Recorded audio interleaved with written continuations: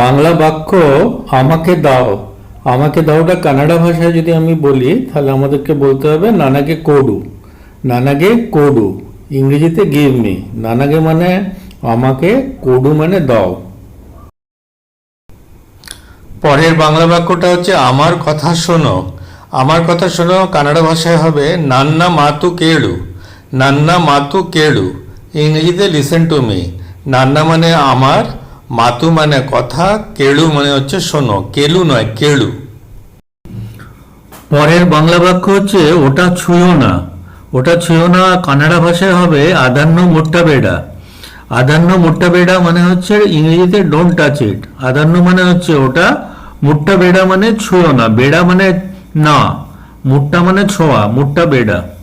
পরের বাংলা বাক্যটা হচ্ছে ঠিক করে কথা বলো। এটা কানাডা ভাষায় হবে সারিয়াগি মাতনাডু। সারিয়াগি মাতনাডু, টক প্রপারলি ইংরেজিতে। সারিয়াগি মানে ঠিক করে, মাতানাডু মানে কথা বলো।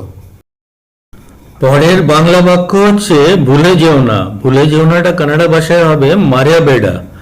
মারিয়া বেড়া, ইংরেজিতে ডোন্ট ফরগেট। মারিয়া বেড়া মানে হচ্ছে ভুলে যেও না।